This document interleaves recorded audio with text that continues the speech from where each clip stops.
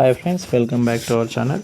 మనకి northern cold field లిమిటెడ్లో మనకి job notification announce అయింది ఫ్రెండ్స్. ఈ నోటిఫికేషన్ వచ్చేసి 9th రోజు మనకి అప్లికేషన్ అనౌన్స్ చేశారు. ఈ అప్లికేషన్ మనకి 15th రోజు వస్తుంది ఫ్రెండ్స్. దీంట్లో టోటల్గా మనకి 15 ఉన్నాయి ఫ్రెండ్స్.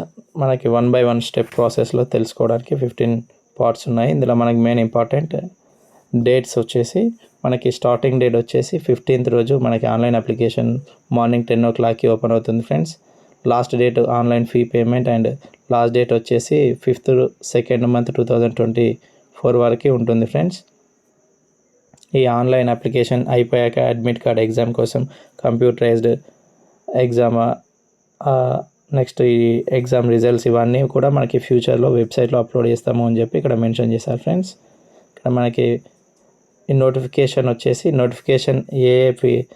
ఏ జాబ్స్ కోసం పడింది అనేది ఇక్కడ మనకి దానికి క్వాలిఫికేషన్ ఏంటి అనేది ఇక్కడ మనకి ఫస్ట్ దాంట్లో ఎక్స్ప్లెయిన్ చేశారు. ఇక్కడ పొజిషన్ నేమ్ వచ్చేసి assistant foremen and trainee CE. దీనికి వచ్చేసి మెట్రికులేషన్ ఉండాలి, దాంతోపాటు 3 years కోర్స్ డిప్లొమా చేసి ఉండాలి ఫ్రెండ్స్. ఇందులో కూడా మనకి ఎలక్ట్రానిక్స్ ఇంజనీరింగ్ వాళ్ళు మాత్రమే ఎలిజిబుల్ ఉంటారు friends. Next assistant foreman mechanical trainee grade C. దీనికి కూడా సేమ్ మనకి డిప్లొమా క్వాలిఫై ఉండాలి. ఇది కూడా మెకానికల్ ఇంజనీరింగ్ వాళ్ళు ఎలిజిబుల్ అవుతారు. నెక్స్ట్ అసిస్టెంట్ ఫోర్మెన్ ఎలక్ట్రికల్, ఇక్కడ ఈఎన్టీ ఇచ్చారు, ఇక్కడ ఎలక్ట్రికల్ ఇచ్చారు. సేమ్ ఇది కూడా ఎలక్ట్రికల్ ఇంజనీరింగ్ వాళ్ళు అప్లికేషన్ చేసుకోవచ్చు. ఇది ఎలక్ట్రానిక్స్ ఇంజనీరింగ్, ఇది ఎలక్ట్రికల్ ఇంజనీరింగ్ ఫ్రెండ్స్. ఇది ఒకటి గమనించగలరు మీరు. నెక్స్ట్ ఇక్కడ మనకి నోట్ ఏలో వచ్చేసి లాస్ట్ డేట్ ఎప్పుడు, దానికి సంబంధించిన డీటెయిల్స్ అన్నీ ఇక్కడ మెన్షన్ చేశారు. Crucial date in this employment notification. Crucial date is date for determining the eligibility of candidate prescribed in table A. మనకి టేబుల్ ఏలో మెన్షన్ చేసిన ప్రకారము ఖచ్చితంగా స్టూడెంట్ ఎప్పటివరకు ఏజ్ రిలాక్సేషన్, రిజర్వేషన్ అవన్నీ ఉంటాయి కదా ఫ్రెండ్స్, దాన్ని మెన్షన్ చేశాము అని చెప్పి చెప్తున్నారు. నెక్స్ట్ ఇక్కడ positions and vacancies caste wise and పొజిషన్కి ఏ క్యాస్ట్ వాళ్ళకి ఎన్నెన్ని వేకెన్సీస్ ఉన్నాయి, హ్యాండిక్యాప్డ్ వాళ్ళకి ఏమేమి ఉన్నాయి అనేది ఇక్కడ మెన్షన్ చేశారు ఫ్రెండ్స్. ఒకసారి ఇది మీరు చెక్ చేసుకోండి.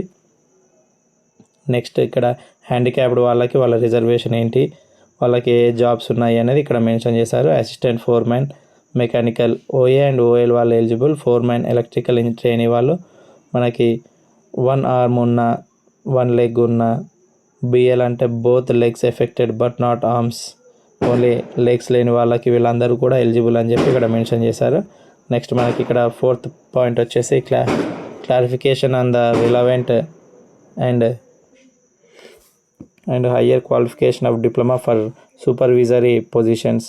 అంటే దీంట్లో మనకి క్వాలిఫికేషన్ ఎక్కువ ఉన్న వాళ్ళు మనకి కొద్దిగా ఎలిజిబిలిటీ అనేది మెన్షన్ చేయడము, అట్లా ఏ క్వాలిఫికేషన్ ఉన్నవాళ్ళు ఏ బ్రాంచెస్ తీసుకున్న వాళ్ళు ఎలిజిబుల్, మిగిలిన వాళ్ళు ఎలిజిబుల్ కాదు అని చెప్పి ఇక్కడ మెన్షన్ చేశారు.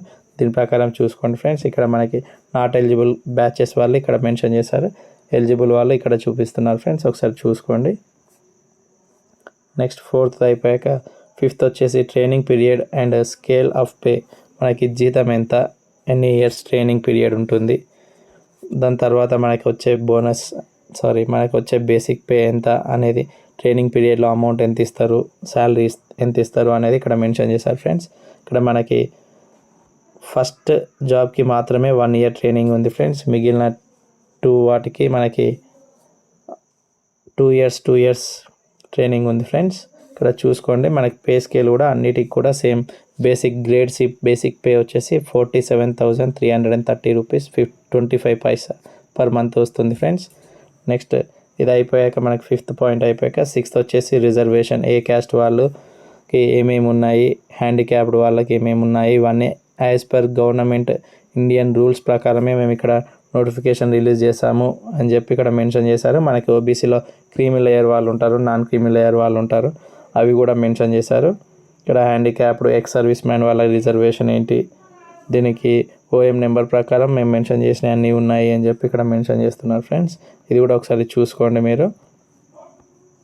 రిజర్వేషన్ అయిపోయాక మనకి ఏజ్ లిమిట్, ఇక్కడ ఇది మాత్రం మెయిన్ ఇంపార్టెంట్ ఫ్రెండ్స్. మనకి ఖచ్చితంగా 14 years దాటి ఉండాలి. దాంతోపాటు 30 ఇయర్స్ లోపు ఉన్న వాళ్ళు మాత్రమే ఎలిజిబుల్. ఇక్కడ ఏజ్ రిలాక్సేషన్ ఎస్సీ ఎస్టీ వాళ్ళకి 35 ఇయర్స్ ఉండొచ్చు. OBC non criminal layer certificate ఉన్న వాళ్ళు 33 ఇయర్స్ ఉండొచ్చు. ఎక్స్ సర్వీస్ మ్యాన్ వాళ్ళకి 3 ఇయర్స్ ఎక్స్ట్రా ఉంటుంది ఫ్రెండ్స్. ఇది ఒకసారి చూసుకోండి. మనకి ఏజ్ లిమిట్ ఉందా లేదా అనేది చెక్ చేసుకొని అప్లికేషన్ అనేది ఫిలప్ చేయండి. నెక్స్ట్ ఇప్పుడు అప్లికేషన్ ఫీ వచ్చేసి ఎవరెవరికి ఎంతెంత పడుతుంది ఏంటిది అనేది చూపిస్తుంది friends. OBC non criminal layer వాళ్ళకి, అన్రిజర్వ్డ్ వాళ్ళకి, ఈడబ్ల్యూఎస్ అంటే రెడ్డీస్, మనకి upper level economically weaker section వాళ్ళందరికీ కూడా 1180 రూపాయలు విత్ జిఎస్టీ అన్నట్టు. నెక్స్ట్ ఎస్సీ ఎస్టీ వాళ్ళకి మాత్రం ఏం ఫీ లేకుండానే ఆన్లైన్ అప్లికేషన్ అనేది చేసుకోవచ్చు ఫ్రెండ్స్. ఇక్కడ action against candidates found guilty for misconduct, ఏదైనా మనం ఆన్లైన్ అప్లికేషన్ చేసేటప్పుడైనా లేకపోతే ఆన్లైన్ ఎగ్జామ్ రాసేటప్పుడైనా ఏమైనా చేస్తే మాత్రం వాళ్ళకి ఖచ్చితంగా జైలు శిక్ష అనేది ఉంటుంది అనేది ఇక్కడ మెన్షన్ చేశారు. నెక్స్ట్ ఇక్కడ సెలెక్షన్ ప్రొసీజర్ ఎట్లుంటుంది ఏంటిది అనేది మెన్షన్ చేశారు ఫ్రెండ్స్. ఇక్కడ కంప్యూటర్ బేస్డ్ ఎగ్జామ్ ఎవరైతే క్వాలిఫై అవుతాడో వాళ్ళకి నెక్స్ట్ లెవెల్ టెస్ట్ అనేది ఉంటుంది ఫ్రెండ్స్. అది మన ఇంటర్వ్యూ ఉంటుంది ఫ్రెండ్స్. ఆ ఇంటర్వ్యూ ఎలిజిబుల్ అయిన వాళ్ళకి జాబ్ అనేది ట్రైనింగ్ ఉంటుంది ఫ్రెండ్స్. అది చూసుకోండి. ఇక్కడ మనకి సిటీస్ ఇచ్చారు, సిటీస్ మెన్షన్ చేస్తారు, ఏ సిటీస్ ఉన్నాయి ఏంటిది అనేది ఇక్కడ మెన్షన్ చేస్తారు. అవి కూడా చూసుకోండి ఒకసారి. నెక్స్ట్ ఇది అయిపోయాక 11th వన్ వచ్చేసి general instructions for candidates. Normal application form fill up చేసేటప్పుడైనా ఎగ్జామ్ రాసేటప్పుడైనా బేసిక్ ఇన్స్ట్రక్షన్స్ ఏంటి అనేది ఇక్కడ మెన్షన్ చేశారు. కంప్యూటర్ బేస్డ్ ఎగ్జామ్స్ ఆన్లైన్లో అప్లికేషన్ చేయడం ఎలా, హాల్ టికెట్ అప్లోడింగ్ డాక్యుమెంట్స్ అయినా, హాల్ టికెట్ డౌన్లోడ్ చేసుకోవడం అయినా, ఏదైనా తప్పు జరగకుండా ఆన్లైన్ అప్లికేషన్ మొత్తం ఖచ్చితంగా ఫిలప్ చేయాలి. అట్లాగే ఇప్పుడు క్యాస్ట్ ఏదైనా మెన్షన్ చేసి మనము పొరపాటున ఎస్సీ ఎస్టీ అని పెడితే మాత్రం అది కరెక్షన్ కాదు అని చెప్పి ఇక్కడ మెన్షన్ చేస్తున్నారు. అవన్నీ ఇన్స్ట్రక్షన్స్ ఒకసారి చూసుకోండి. అప్లికేషన్ అనేది ఎలా అప్లై చేయాలి అనేది ఇక్కడ మెన్షన్ చేశాడు.